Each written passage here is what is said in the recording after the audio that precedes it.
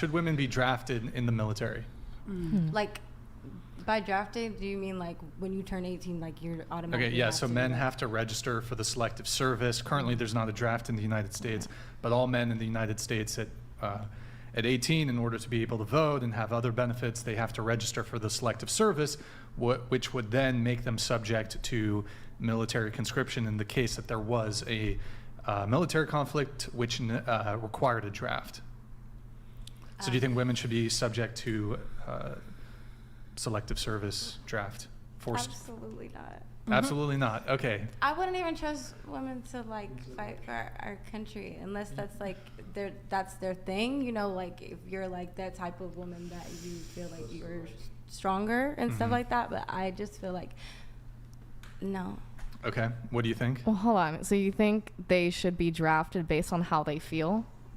No, I'm not saying that at all. I'm saying if like willingly, if you just want to. She's saying if they want to. No, just really want to volunteer. Yeah, if yeah. If they want to volunteer, yes. Yeah, but then that just defeats the purpose. Yeah, exactly. Yeah, I mean. Right. Well, that's what we currently have. Yeah, but I guess we should be drafted because I mean. Okay. All right. I mean, plenty of men don't want to join. Okay. Plenty of men, plenty of men, plenty of women. Doesn't matter. Okay. If we gotta do what we gotta do, I mean, yeah. Now here's the interesting thing. You guys both have different opinions on this.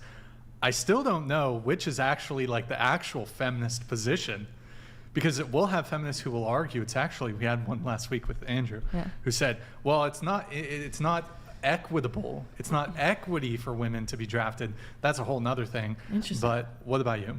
All of the women on this side of the table and some of the women on the other side of the table are all self-proclaimed feminists. Watch their answers. No. No? Okay. No, women should not be drafted. Should not be drafted? No. But they should be paid equally in sporting events? No comment. Okay. No. They shouldn't be drafted? I don't think so. Echo Chamber Feminism 101. They want all of the privileges of women's empowerment, but none of the responsibility or the accountability, which is why it's so dangerous that feminist rhetoric is taught ad nauseum in mainstream media and in college institutions. But they trick these women because they package it in a nice, pretty little bow of equality. If it was truly equal, you'd want to be in a draft too. Let's go. Oh, hold on. Okay, so everybody except Anza said women shouldn't be drafted, but y'all want to be equal? Right. So wait a sec. How are you equal if the men are the ones that have to fight and die to defend the country? You're not. The men are the ones that build and maintain all the infrastructure, right? Like none of this stuff in the studio is built or maintained by women. Do you know that like 90% of infrastructure jobs are still held by men? And that if you look at the top 20 jobs held by women now, in 2024 versus 1924 are almost the exact same. So women have had 100 years to do whatever they want, and they still do the same 20 jobs they did 100 years ago, other than we switched out farm labor for HR work. But other than that, we're secretaries, nurses, daycare ladies, early childhood education, administrative Teachers. Assistants, retail workers, all the same shit that we were a century ago. So if the men are the ones tasked with every time there's a natural disaster, they have to go out and rescue people from the fires and the floodwaters. And every time there's a war, the men have to go and fight it and defend the country. And anytime there's a criminal who needs to be violently arrested, it's going to be a man who goes and does that, not a woman. Where does the equality come in? If we're doing the fluffy jobs, you know, we're all singers. We got a lot of singers and musicians, which is cool. It's great. I love music too. But y'all ain't like rescuing people and you know, doing the heavy lifting or the dirty or the dangerous jobs. Like who collects the trash? Men. You know, who does all the steel working and oil rig work and all Sewers. of the like sewer cleaning? Men. We have a video. Just to prove her brilliant point even more, I went over to the Department of Labor. Matter of fact, let me put the URL down in there just in case you guys want to check it out as well. DOL.gov. But I went over there just to demonstrate. Now, I'm not going to go through each and every one of these, but these are the most common occupations for women in the labor force today, with registered nurses and elementary and middle school teachers topping the list. All the way down to the bottom, you'll see here like maids and housekeepers and cleaners, all the way down to janitors and building cleaners. You'll see a couple sprinkle in here like accountants and auditors and financial managers, which is a lot more technical in nature, but the majority of these are like nurses, cleaners, and teachers. So like 100 years of affirmative action, decades of specifically targeted content to women regarding STEM fields, and the numbers for what occupations they hold are not changing that much. Evidence like this would point to some sort of biological need for these types of jobs. On this, Rachel, actually. Nick, remember that video we were looking at yesterday? I think it might still be on one of the tabs. Let's watch this. No audio. No audio. Go ahead. Oh, there's no audio. Yeah, go ahead. Are you ready to work on an oil rig? All right. Come on, feminists, get in there. You Those can are do some it. roughnecks. Come on, That's ladies. Anyone? definitely not strong Andrew enough had to for do that. stuff like that back in the day. They'd lower him Underwater into little, welding, I not guess. not Or- underwater, but they would lower him into these tiny little Damn. horrifically frightening spaces to do extremely dangerous stuff. I'm claustrophobic. I really feel like Yeah. women should just have the choice to do it if they want to, because I know some women that can handle it. They do have the Yeah. choice, and they're That's- not. They doing do, it. and they're not doing it. They That's don't fine. want to. Well, I this mean, this that's is the fine. big secret, Yeah. right? Is that women don't want to do any of this dirty, dangerous, scary stuff. They don't want to. Well, yeah, but is that just, what we've been raised with, the culture No. we're surrounded by? No. No, and I have data to back this up. So Okay. if you Oh, is there Before the data, it's absolutely crazy to watch men work those jobs, but it's absolutely necessary for our infrastructure. But workplace deaths amongst men is absolutely an issue. Here goes a chart. Now, these numbers are from 2003 to 2021 to show by gender workplace occupational deaths. And you'll see that on average, it is 10 times higher for men. Now, mind you, this is just deaths. This is not injury, which obviously is going to be way higher of a number. just let it play? yeah, we'll just let it play. So back around the time of suffrage, we're talking like 1850s to 1920, roughly around there when the big suffrage movement was happening. Did you guys know that most women were completely against it?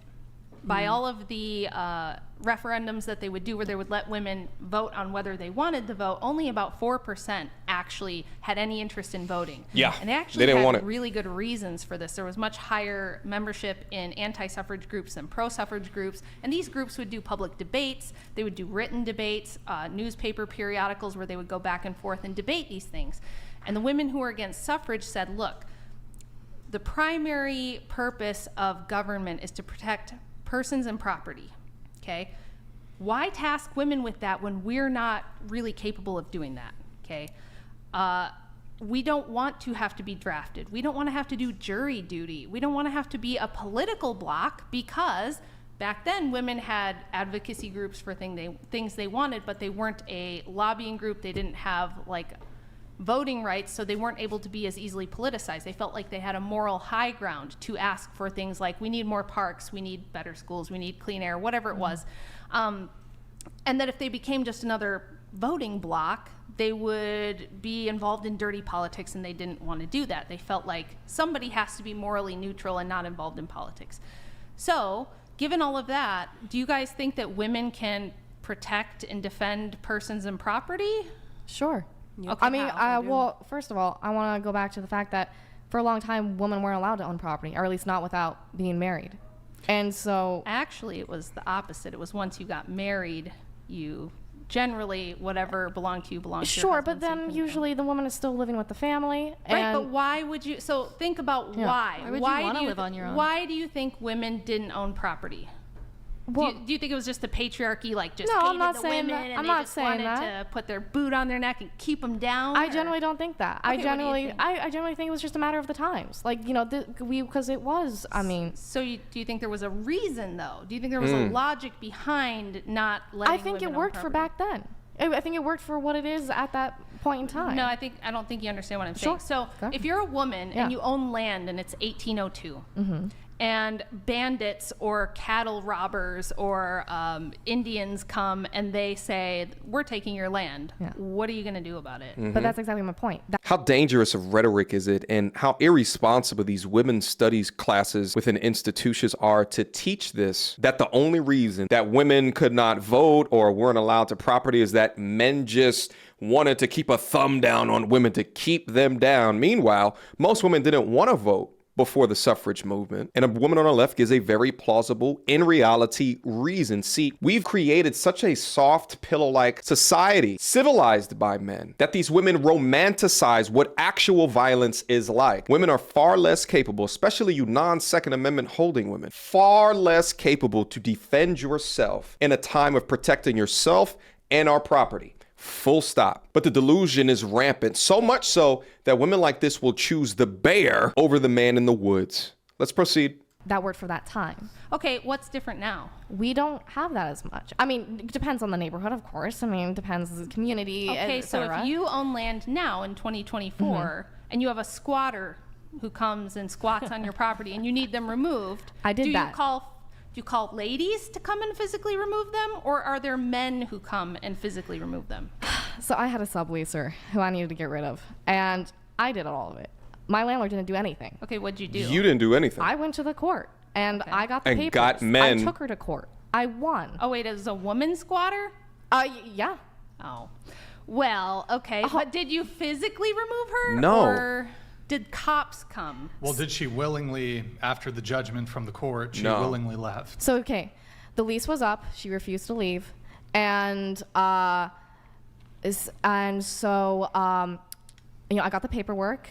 I gave her the 3-day notice to vacate, which is the proper way to... Right, you're going through the eviction process. Exactly. Yeah. But who And moved her so out? Then, and she was still like, that's not right. It's totally illegal, even though I got it literally from the courthouse.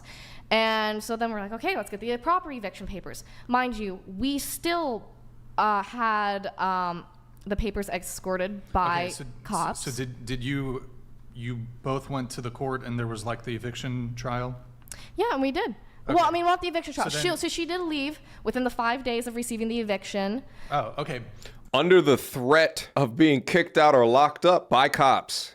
Yeah. But, so let's say she stayed there, right? Yeah. Because I think this is what Rachel is getting at. Let's say she stayed there, you even won the eviction case. Yeah. The judge did an order. I don't know, typically after the eviction, I think they have another period of time. It depends on the state. Yeah. It can be 10 days, 30 days, whatever it is. And then the cops will come after a certain period of time and then forcibly remove the person. I think what Rachel's trying to get Yes. at is Right. who's going to forcibly remove the person, whether man or woman, if they were, even after getting a judgment from a court, they still refuse to leave. When you bake down everything within our society today, it's always, as it relates to consequences, really always will come down to violence or threat of violence or how do I avoid violence? Don't pay your taxes, they will throw you into jail. End someone's life on purpose through violence, and in some states, they will enact Hammurabi's code. And guess who is tasked with protecting or defending the law? Police officers, which is a male-dominated field. Right. Okay. So in this case, because she left within the 5 days, I didn't have to have like, the sheriff remove her. Right. But at least when I was giving the papers, the cops that were there were men and women. Yes, primarily men, but there were women. I mean, Right, who's to but- say there can't be more? Well, you're talking about a process server. So you served her with the. So it was my mother who served her, but because of the threats she was making, we had her escorted by foot patrol. Ah, and that was not like a bunch of strong, independent women who marched her It was out a of man there. and a woman. Okay. And if it had just been a woman, do you see what I'm getting at? Do you see, like, who defends our national borders? Not a bunch of feminists, right? The use of force is still always going to be men. I mean, of course, like when you come men down. are Yes. taller and bigger. Of course, Yeah. they're gonna have Now that you're getting it. physical. Well, I always got it. I always Right. understood. Right. I mean, going back to the sports things. I mean, the men are gonna be able to do things that women just physically Right. can't. But So, Imagine if our military was only women. Just imagine that for a quick second. Just imagine it. Oh, we would have been eradicated off of this map, taken over, enslaved centuries ago. when we talk about equality, the only equality women have is the illusion of equality granted to them and By men. provided for them by men. Well said. sure. I mean, that's why I think it depends on the context when it comes to equality. Personally, But if you have to appeal to men and say, men, let us be equal. We demand equality. And the men go, fine, we'll enforce equality. Is that really equality? well, that's why I think it depends on how it is being handled. Personally, I think So it's up to the men. Basically, it's always Yeah. going to when. Well, you get because down they're to it, you already have in to- that position. If we could flip it, and then they'd have to ask us, right? I mean, it's- okay. So you think we could put women on all the oil rigs, and we could put women in the Senate, we could put women in the military as generals, we could make them sheriffs, and that would work out fine? No, because women can't physically, because it all comes down to threat of violence. Women are not bigger than men. They're not. So it can never. It always has to roll up to. Listen, here's the thing. If there was male, female, and Klingon was the most dominant, most brutal, most violent inducing, right? Like, men may have to submit to Klingon. Like, the Klingons are going to be making all of the rules, the government. But it's not how our world is today. So feminism is allowed because men allow it to happen. If you go over to third world countries, you don't think that there was women fighting for women's rights over the past several decades, if not centuries? Absolutely. Has there been some transition or changes over time? Absolutely. But some places are only going to allow but so much. There's a couple of extra seconds. Let me keep listening. You think and we'll so? come back. Okay. I mean, well, here's the thing. I mean, okay. For example, I remember watching this one show. I think it was called Stars and Stripes, and it took a bunch of celebrities and put them in the position of military. It had men, it had women. The person who ended up winning was the skier Peekaboo Streets, and she was a woman. She beat out actually Sarah Palin. that guy? That was a funny joke at the end. Here's to summarize all of this up. There are no feminists fighting for equal rights or equal pay for male OnlyFans artists. There's no feminists that are fighting to be on a sinking ship. There are no feminists fighting within alimony court. There are no feminists fighting for lower workplace deaths amongst men. So when I say all of this equality shit, it's all a lie. And when you begin to pressure test their ideas within reality situations, their logic begins to fall all apart. I mean, shit, go over to Russia or Ukraine right now. Those that are fighting those fights or those within that war is all men, whether or not they want to or not. It's just so crazy to me that we're still having these ridiculous conversations where these people complain about the wage gap and pay me the same pay or salary. Meanwhile, you're not doing the same work.